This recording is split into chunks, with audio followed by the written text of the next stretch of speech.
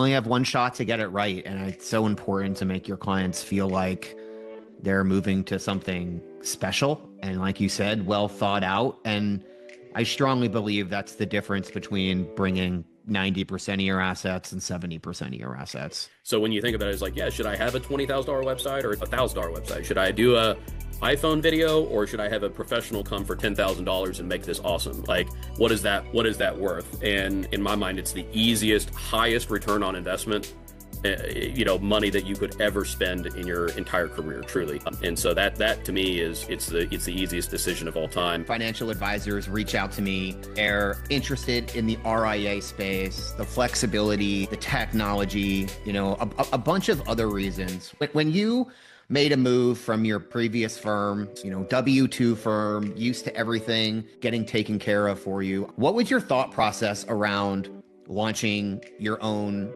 RIA? If I was going to leave that behind, I just didn't want it to be something short-sighted in any way, shape, or form, right? I really, truly wanted to look long-term. We were in a unique spot, and there is no perfect solution, as we all know. And so we had this unique opportunity to kind of truly be like, what is that? What is that experience, right? And walk us through like how much time it actually took for you to launch your own RIA. Like, was it as hard as people make it sound? I think it boils down to like, how much do you want to grow? Like, do you want to grow by $100 million a year? Because that's what my goal is. I want to be major growth. So how do I grow? How do I differentiate myself from everybody else, right? Or from 90% of the competitors? Well, I need to have unique investment opportunities that most people don't get access to attract a high net worth or ultra high net worth type person. So that might mean investing in pro sports. That might be, hey, I want to invest in the NFL now allows you to invest in pro sports, right? You can invest in the Miami Dolphins, the Eagles, the Buffalo Bills, right? Hey everyone, I really appreciate you hopping on the podcast today. Today we have Jason Barber, the founder of Uptick Partners, a great breakaway RIA solution for financial advisors.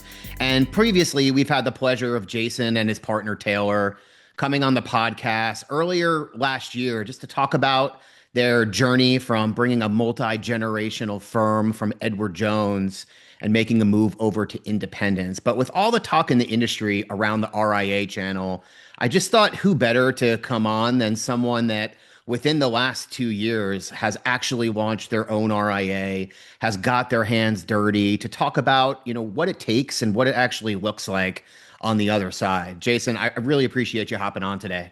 Yeah, absolutely. Thanks for having me, Corey, and happy to be here. Happy to hopefully offer some experiences and education for your listeners. That's great. I really appreciate it. Would you just mind giving a little bit of background around, really quickly, like where you came from, when you moved and what your business looks like today?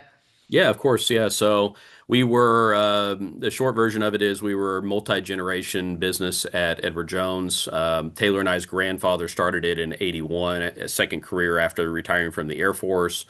Truly was a family business. Our grandmother was the BOA for our grandfather, and then my dad and Taylor's dad both were in the business with Edward Jones. My dad built the business up to the point I think he was maybe the last 10 years of his career was in the top 25 of the firm. And we were one of those rare unicorn offices too, where we had 2/3 financial advisors in the same office. This is before the whole teaming thing kind of came around. Yeah. So we were kind of always one of those stepchild offices or something maybe would be the way to look at it, and so we built a very successful business at Edward Jones, and then March 3rd of 2023 broke away to launch our own RIA, that Holistic Planning / Uptick Partners. And so last 2 years we've grown the business and launched our own CPA firm as well as launched the platform for recruiting advisors. So I'm sure we'll talk about all of those different things on the podcast, but it has been an incredibly busy 2 years. We've grown like we've never grown before. The entrepreneurial itch has been scratched very much more than ever before, and I'm loving life. I'm working harder probably than I ever have, but it's very inspiring and very exciting times around Yeah. here. Doing So work you want to do instead of what you're being told to do is for two sure. very different things. More than ever, I'm having financial advisors reach out to me. They're interested in the RIA space, the flexibility, the technology, a bunch of other reasons. When you made a move from your previous firm, Edward Jones, W-2 firm, used to everything getting taken care of for you on a daily basis and just kind of like focusing on your clients, not having to actually run a business. What was your thought process around launching your own RIA? I'd say, just from my experience, less than 5% of financial advisors actually make that decision. So I'm just curious what your thought process was around it. Well, I think for us, the best way I would describe it is it was a 100-year decision. It was truly like I am looking not at the next year, the next 5 years, the next 10 years. I'm looking long, long term, right? Like I truly was in this mindset of if I'm going to leave something that we had been there for so long and truly like a lot of our identity was tied up in that, right? And just, we were Edward Jones people, right? And so if I was going to leave that behind, I just didn't want it to be something short-sighted in any way, shape, or form, right? I really truly wanted to look long term. I think for us, it was just that, we were in a unique spot, and we talked about this, I think, the last time that I joined this, but we were in a unique spot in that Taylor, again, my cousin, business partner, in 2020, I think it was maybe October-ish of 2020 or somewhere there and abouts. Taylor had joined us. He started his career in the IBD world, right? And so he had this unique perspective that we didn't have of kind of like, the pros and the cons and the good and the bad and all of that, right? And there is no perfect solution, as we all know, right? But he had truly like boots on the ground experience with, compliance and what investments we're able to do and all of that, coming from that world. And most people, it's sort of like a one-way road, right? Like they go from a firm like Edward Jones to a firm in the IBD world, not the other way. Okay. And so we had this unique opportunity to kind of truly be like, what is that? What is that experience, right? And as a reminder, it was kind of ironic. The stars had sort of all lined up where, like, at the exact time that that was happening, that Taylor was moving to us from the IBD channel. The person that was sort of the branch manager of his office was moving from the IBD channel to the RIA channel. And so that was kind of this interesting moment of like, what's going on with that, right? Like, why is that? Why is he not happy where he is, right? And so then Taylor, of course, had a front row seat to that as well, right? So Taylor's able to kind of sit there and be like, well, he's moving because the compliance is so brutal over here, right? And because of whatever else, he wants more freedom. He wants to be able to have more investment options. He wants, all of that, right? So we had this unique opportunity, and as I like to say, truly at that moment, that might be the very first time in 40 years of our business that any of us even understood like what it meant to be an RIA. I Yeah. know that's going to sound silly, but like we didn't even know that, Yeah. and so I think for us, it was about this idea of like we wanted to be able to grow. We wanted maximum control, maximum growth, and I wanted to know that whatever decision I made, that I was never going to have to do it again, Yeah. right? Like because there is no, in my mind, like there is no going. You very rarely, right? I'm sure it's happened, but like I mean, very rarely do people go to the RIA space and then they're like, actually, I don't like this, and like I actually want to go back. Like, I want less of that freedom. Yeah. Okay. And so that for me made it a pretty easy decision. Now, whether or not we looked very carefully at some of these other offerings, Dynasty, for example, and some of these other offerings are out there, supported in independence offerings. and to be honest, there's a lot to like about it. And we really came very close to making that decision. And I have an immense amount of respect for the folks over there at Dynasty and others. But it just, I think for us, it was just kind of this idea that we wanted to build our own platform. We wanted to be able to be in a position where we were able to recruit other people to join that. And for us, I think just the economics of it all, just we kind of had a hard time making the numbers work, for lack of a better term, right? And Yeah. so, um, but in all fairness, right? I mean, some days, man, I mean, it's tough running your own RIA, right? I mean, there's a lot of things that I'm wearing a lot of hats right now, and so some days I'm kind of like, man, maybe we should have done that. I don't know, right? But I do appreciate just the freedom and the ability to grow the business exactly like I want to grow it and to be, completely and totally in every way, shape, and form in control and it's really exciting too. I mean, we can talk about this separately, but just the menu of investment choices that are out there that we have to offer is just so widespread. Yeah. That it's really exciting from a gathering assets standpoint. When you can call your top prospects and offer investments in SpaceX, right, or other things like that people are very familiar with. It gives you a competitive edge, right? And I think that those kinds of things don't oftentimes exist in this world.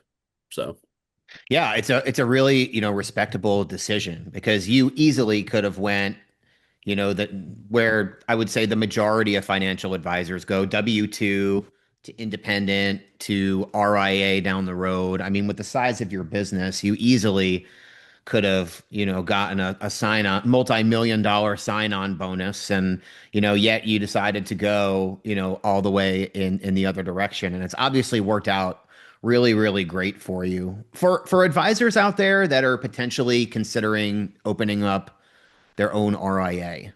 I think there are, definitely broker dealers and certain recruiters that, really try to scare financial advisors out of opening up their own RIA. Maybe they don't have agreements with the custodians. Maybe they don't aren't getting compensated the same as they are with mhm. a broker dealer. But walk us through like how much time it actually took for you to launch your own RIA. Like, was it as hard as people make it sound?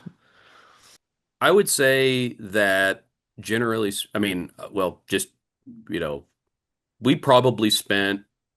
I don't know that it would have taken this long if I wanted it to go faster, but I probably spent a solid year, kind of from the moment that sort of I knew that it was going to happen to the actual launching of it. There's a lot of work that goes into and a lot of challenges that go into launching an RIA when you have this obligation to remain loyal to your existing firm. And, obviously these things cannot become public. And how do you go about doing that? And there's attorneys involved and there's, our attorneys that we worked with were great, first class folks, Hamburger Law Firm up there in New York as the people that helped us. Brian Hamburger, great guy if you don't know him. And so we worked with them and more or less, I mean, I'm sure they're not the only ones that do this. They basically have essentially what they call like an RIA incubator program, where they start the RIA for you, but it's all done in their name, in their firm, and the advisor's name is not involved on that in any way, shape, and form. Yeah. Okay, and then essentially you resign from your firm, and then you purchase the RIA from the law firm 15 minutes later, right? So, that would be kind of that's how that whole process works if you're breaking away. Obviously, completely different if you're just a brand new person that says, "Hey, I want to start an RIA." Yeah. right? But if you're trying to, hey, I'm trying to break away from, obviously you cannot be an employee of a big broker dealer and then just decide one day like, oh, I'm just going to go like start my own RIA and Yeah. expect that somebody's not going to find out about that. Okay. So um, so a lot of the heavy lifting of I couldn't even begin to tell you all the things that probably had to happen behind the scenes, for because there's a lot. I know, for example, there's a lot that goes into are you going to be registered at the state? Or are you going to be registered at the SEC level? And that boils down to whether or not you have $100 million of assets under management.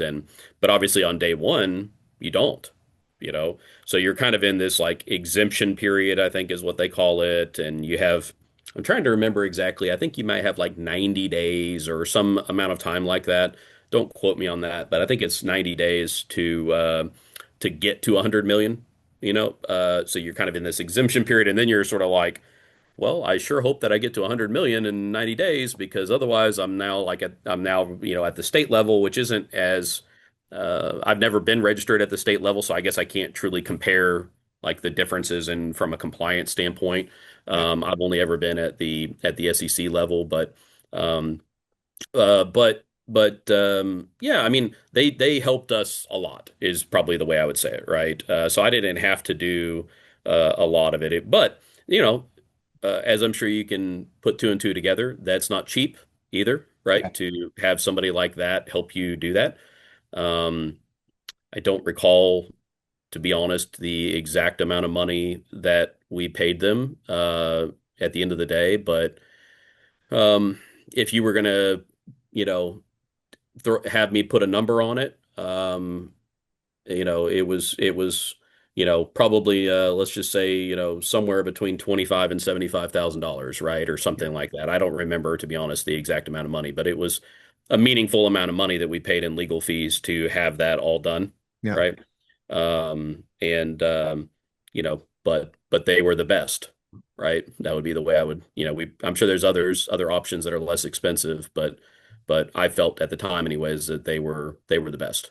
So Awesome. Yeah, I mean, so a year's worth of time, and especially, I mean, me knowing you, better now, a pretty entrepreneurial guy. That seems like quite a big lift. I feel like on one side they say it's a piece of cake. All you have to do is, you know, build your ADV and your policies and procedures, and you're off to the races. And on the other side, they're like, hey, you're going to be spending 30 hours a week, doing compliance. And I feel like the truth is somewhere in the middle. So I very much appreciate, yeah, the actual feedback and getting you. this thing off the ground was a lot of work, Yeah. right? I mean, when we have a new website now that we love, but our original website, I mean, Taylor and I came up with every single word that was on that website, right? I mean, and obviously we had our video content that we did, which we should talk about. And I mean, there's just a lot, there's a lot of thought and a lot of research and I mean, there's just a lot that went into, getting it off the ground. Now, on a day-to-day basis today, keeping this thing kind of running today, I've got a lot of help, right? I've got some great compliance consultants that I work with, and so there's not a tremendous amount of time that I have to spend on a day in and day out basis today, from a compliance standpoint. But I also have a lot of other things that are keeping me busy now too, between running the CPA practice that we have and trying to hire and interview CPAs and recruiting advisors and growing the business and so I'm kind of wearing more or less three different hats right now, Yeah. which obviously is my personal choice, Yeah. certainly not something that you would want to compare and say, oh, well, that's an obligation to do all of those things if you were going to just launch your own solo RIA, right? Yeah.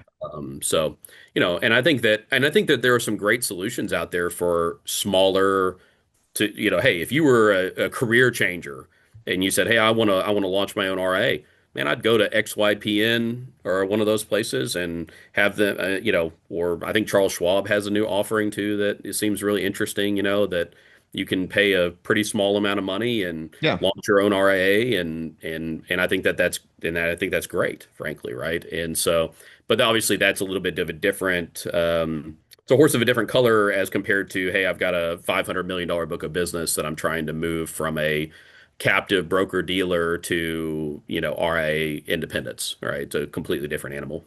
So Yeah, yeah, 100%. And I mean, for a lot of advisors, leaving a captive firm where litigation is potentially an issue, um, opening a business, opening an RIA, filing all the paperwork, picking technology, all of those different things is a jump too far. I mean, there's plenty of people where it's not. There's no right solution out there for everyone, but it um, it is. I mean, it is a lot. It is a lot. I mean, to try to make all, I mean, I'm again, like I'm just being very real, man. I mean, like I put a lot of, between me, Taylor, Steve. I mean, there was a tremendous amount of effort involved in, in that, right? I mean, it really was. And if I'm being very honest, if it was just me by myself, yeah, or just Taylor by himself, or just Steve by, I'm not quite sure that it would have been doable, to be honest, right? Now, maybe if you had a partner, right? yeah, Maybe if you had a dynasty, or maybe if you had an uptick, or maybe if you had, one of these other things where it was kind of like, hey, Sherpa me up the mountain type yeah. of a thing.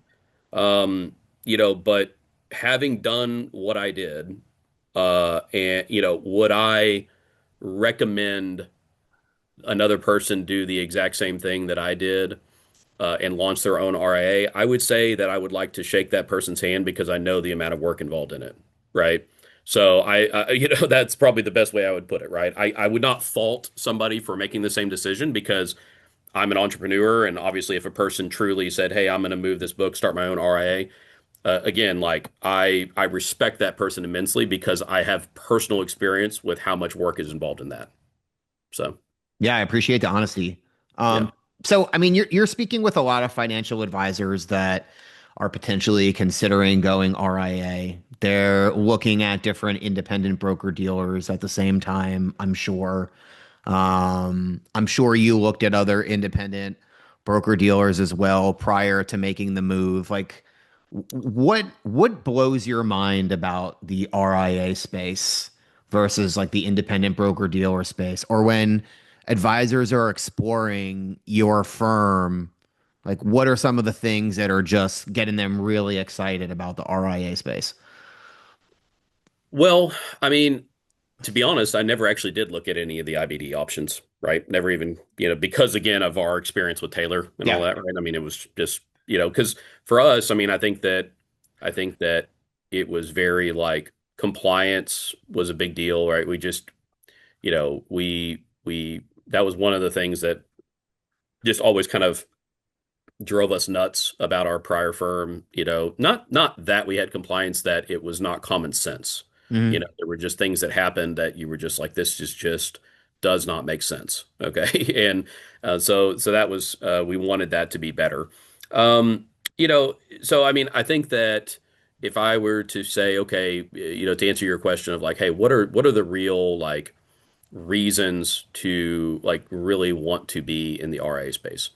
I would say it would boil down to the investment menu is a really, in my opinion, for somebody, I think it boils down to like, how much do you want to grow, right? Like, do you want to grow by $100 million a year? Do you want to be like, I'm trying, because that's what my goal is, right? Like, I want to be major growth. So how do I grow? How do I differentiate myself from everybody else, right? Or from 90% of other of the competitors, right?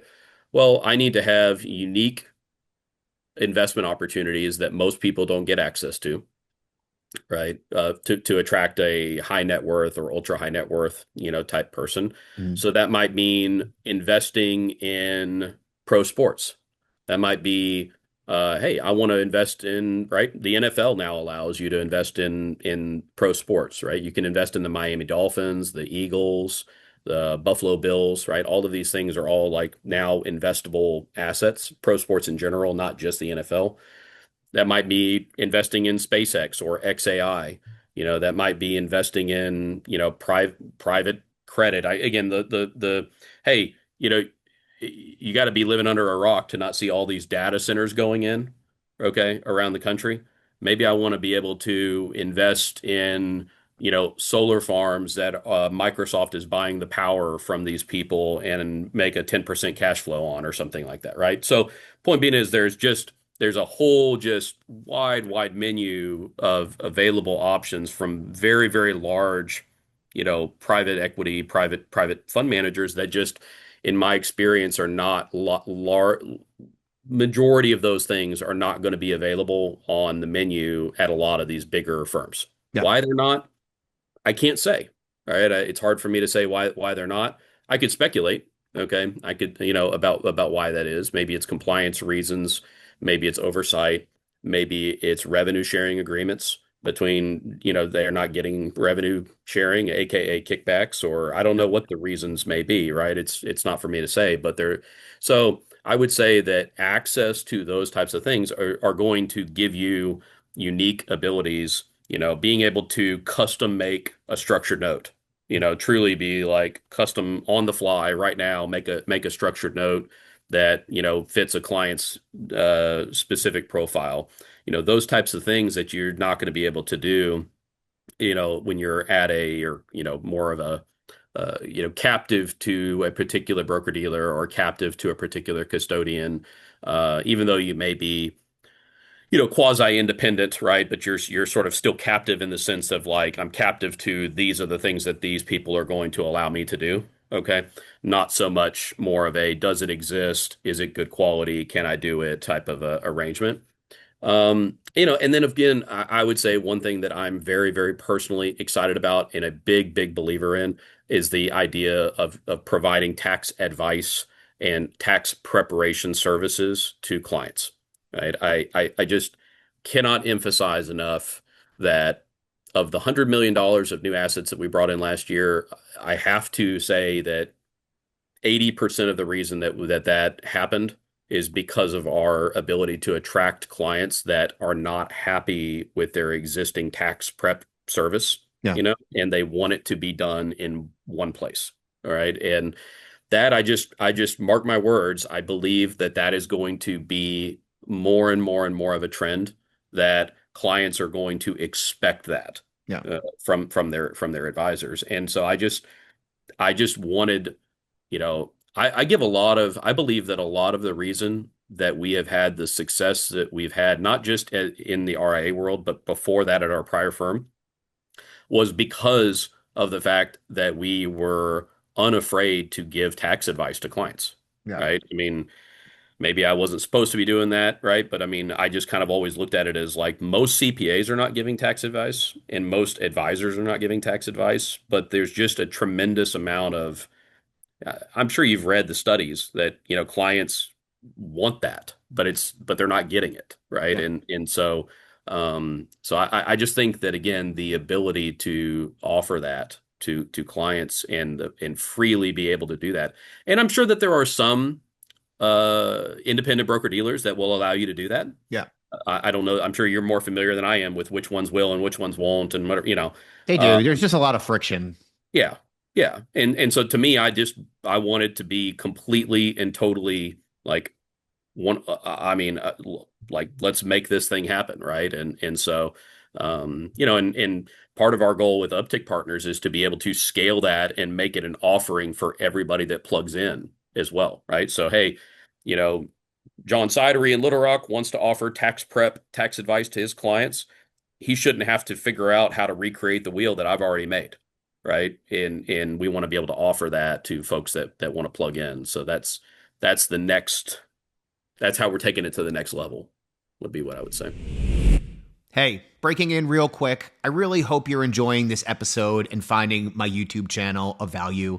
If you're a high performing financial advisor that can use somebody as a guide or a resource to explore all your transition options out there in the marketplace, I'm a non-biased, independent transition consultant that can help make this process so much easier for you. And another plus, it costs absolutely nothing to work with me. If you want to have a conversation, please feel free to text, call, email, DM me. My contact information is all over this episode, and I'll let you get back to it. In my opinion, you have the ability to do most of the things on the independent broker dealer, on the RIA, on the independent broker dealer side that you can on the RIA side. There's some, and some of them that you mentioned, there's definitely more options from a investment standpoint. There's definitely more from a technology standpoint, but there's just a lot more friction because when there's 10,000 plus financial advisors in your organization, I know everyone hears this word all the time, lowest common denominator compliance, but it's lowest common denominator decisions in general. So you were talking about alternative investments before. If all 10,000 financial advisors can't use it or get a piece of it because it's too small, it's not going to be on the platform. Hmm. From a compliance standpoint, yeah, maybe you can do a little CPA partnership work, but they're going to be looking at it. Can we do this across 10,000 financial advisors Yeah. and still monitor it where you don't have to make those decisions? You have 10, 20, 30, 100 financial advisors in your RIA versus 10,000. And there's a humongous difference between what FINRA and the SEC say you can do and what a firm interprets those rules at and is comfortable monitoring across all of those firms. Um, 100%. so 100%. Yeah. I've oftentimes when I talk to advisors, I say truly might sound bad, but I truly believe that the larger the firm is, the larger the back office is, the worse the compliance is going to be. It's like it's a true like direct correlation, right? And I'm not even saying that in a way of like trying to be mean or rude or anything like that, right? But just like I just believe like if I were operating a firm with 10,000 advisors, it would probably be the same way, right? I mean, it's there's just some things that you just can't you can't supervise, when you have that many folks, right? And so it is going to dilute it, and that's maybe perfectly acceptable for 8 out of 10 advisors, right? Are okay making that trade-off. yeah, And I wasn't, right? I kind of just figured, I guess in my mind, if I was going to leave behind something that I knew and loved and cherished, frankly, yeah. right? With the legacy that we had at our prior firm, then I wasn't going to do that for anything other than the absolute best, at least in my mind. Let's talk a little bit in the middle. So we're kind of talking about the polar opposite sides, the Sure. independent broker dealer side, where you have compliance, you have the tech stack, you have you know a really flexible investment menu. You still have the ability to brand and have tools and resources around that. Kind of a ton of support. And then on the other side, the RIA side, which you did all on your own, ultimate flexibility from all things I just mentioned. You're handling your own compliance, you're handling the tech stack, you're handling the billing, all of those different things. A lot of financial advisors don't know there's like a really nice sweet spot right in the middle where you can get 99% of the benefits of having your own RIA with kind of all of the services and Yeah. support of an independent broker dealer. You want to talk about that a little bit and where Uptick fits in that middle? That's exactly, yeah. So that I think is I mean, you hit the nail on the head. That is our goal for Uptick Partners is to kind of say, look, again, like I said earlier, I respect anybody that wants to launch their own RIA like I did, but I have learned a lot of very hard, very expensive lessons on the way, in doing that.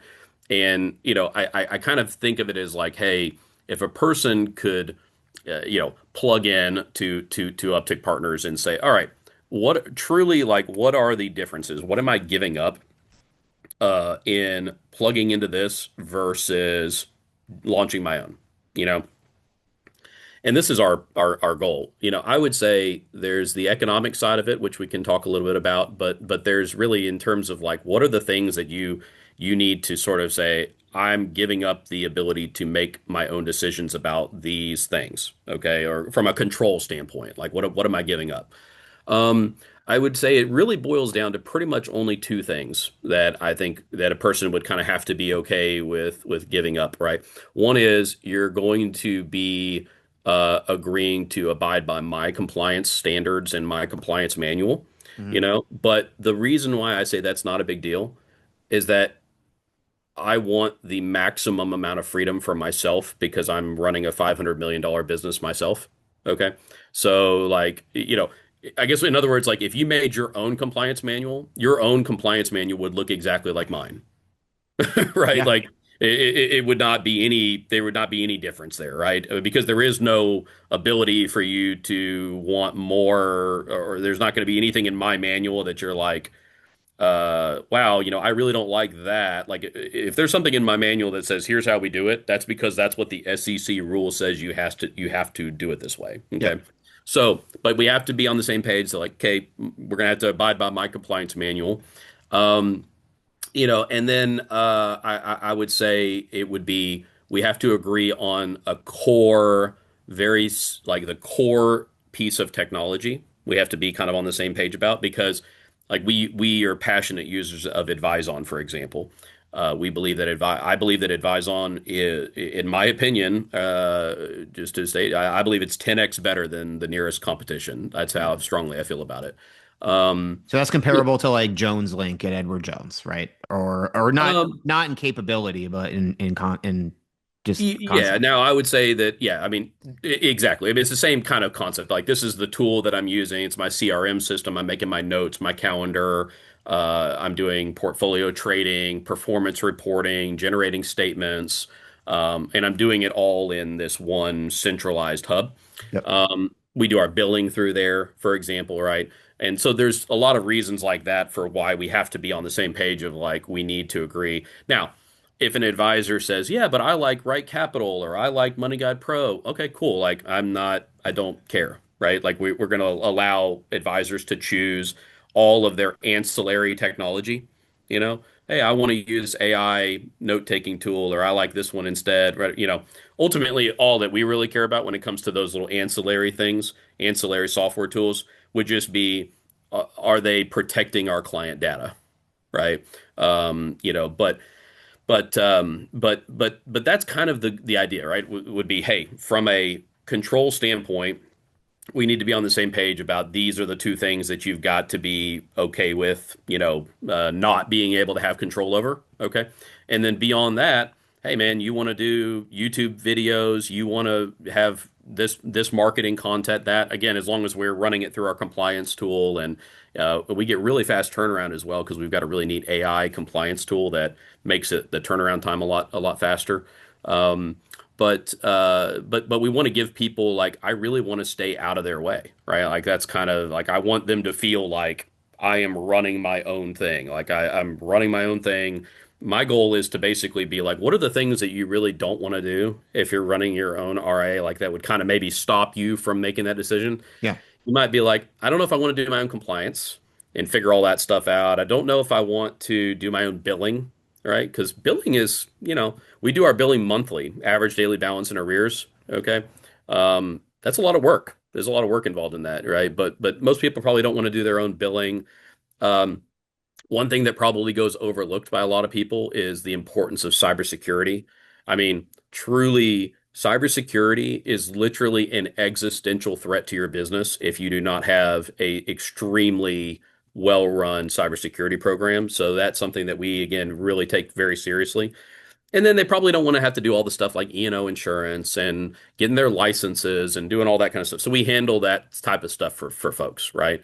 Um, but beyond that, like that's what we want to do is like these core things that you kind of think of as like I have to have it, but it's not really something that I love the idea of like figuring that stuff out myself, maybe.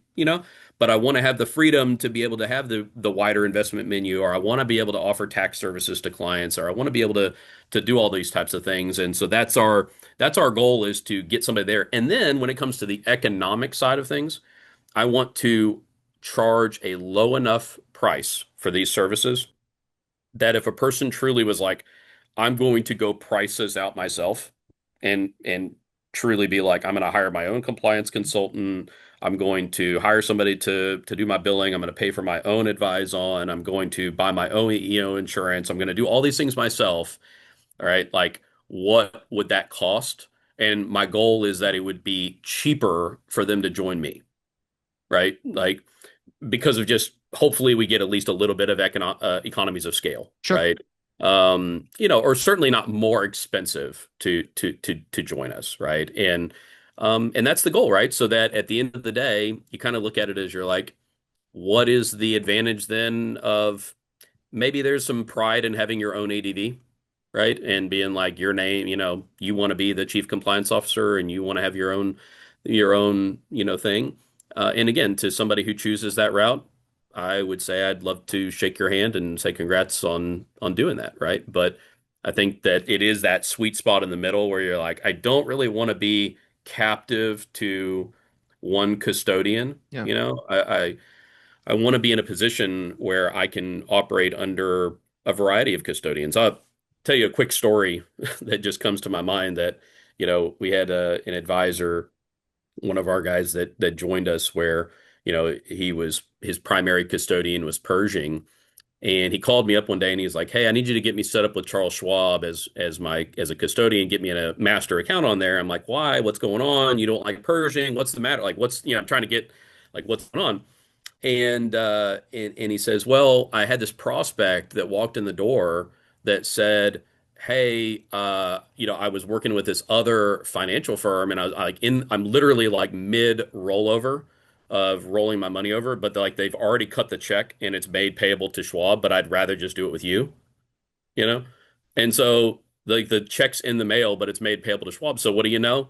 We got him set up and now he's got this one client at Schwab, right? But he didn't have to be like, "Well, no, cancel the check. Like you need to cancel that check and actually like make it out to Pershing or wherever, right?" I mean, because we have this ability to just be like, "Cool, we can be multi-custodial. We don't we're agnostic to the custodian that the advisor or that the client has their money held at, right? Because we have no loyalty to them. They're just a vendor, right?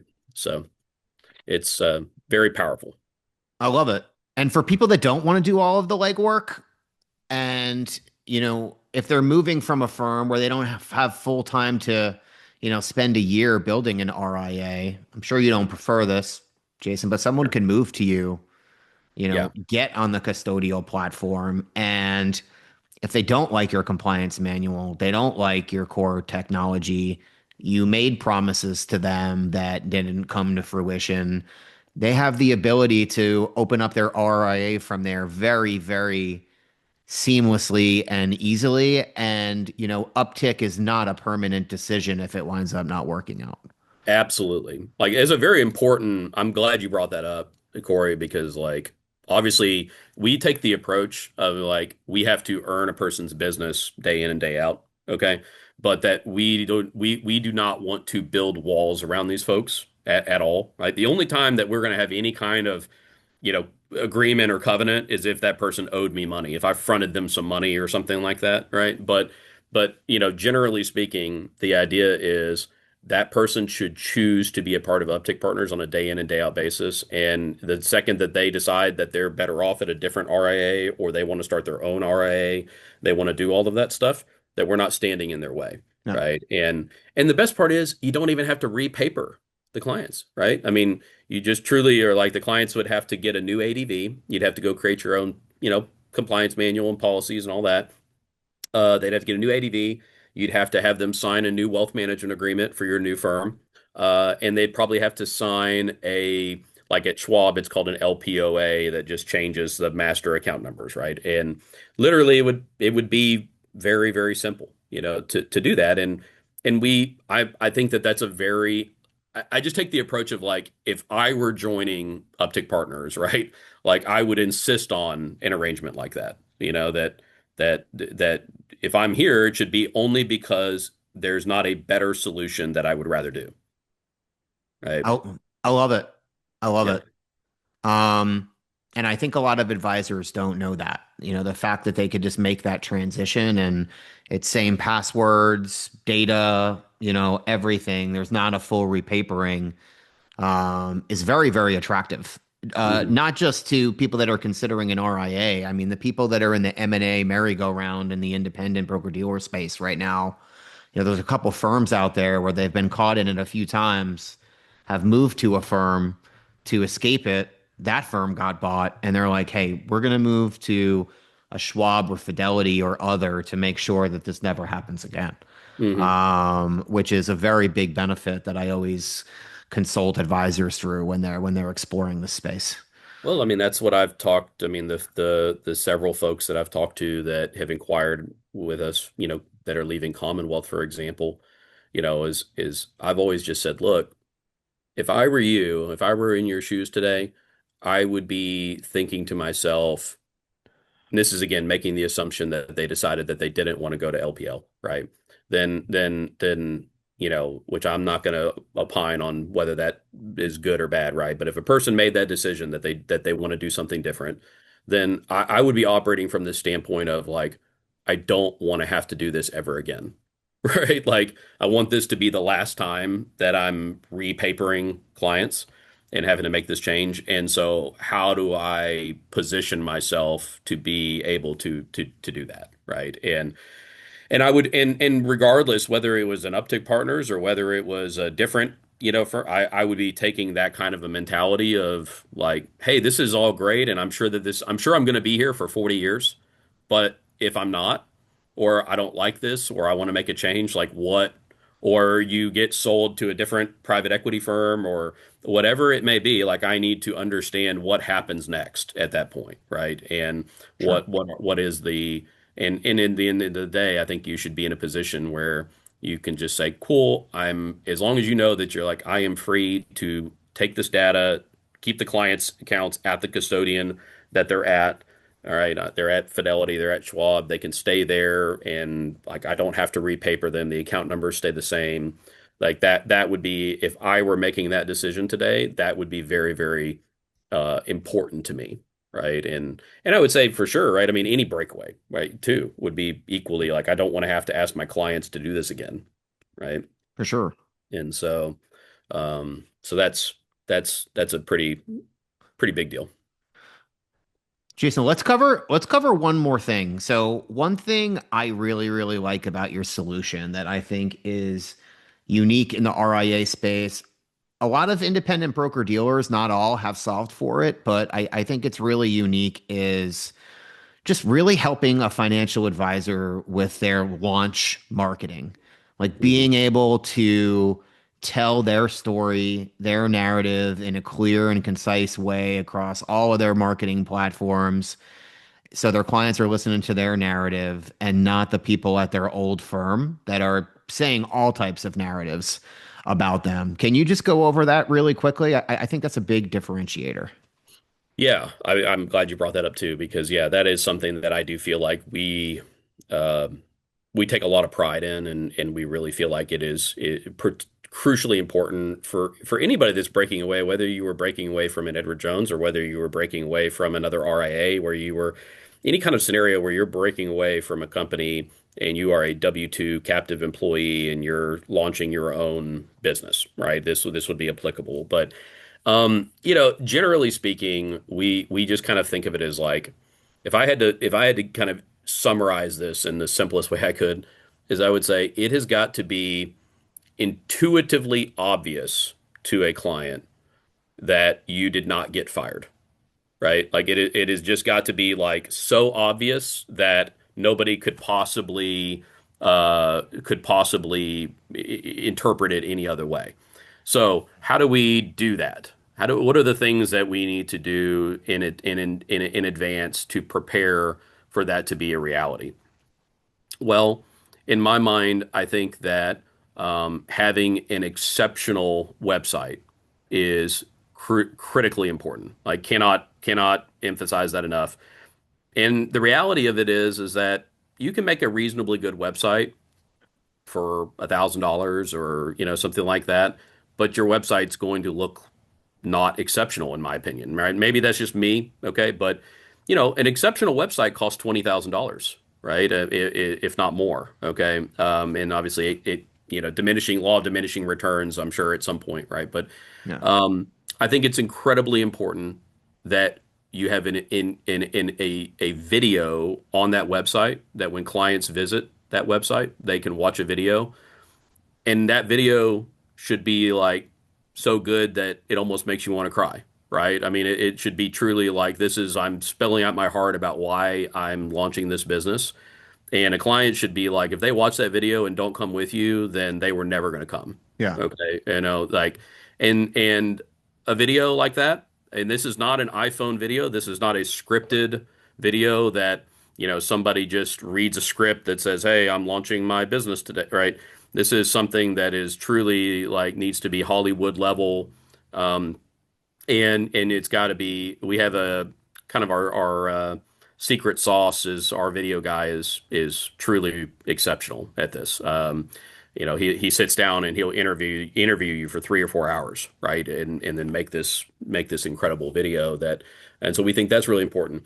We think it's important that you have to have a very powerful social media presence on the day that this happens.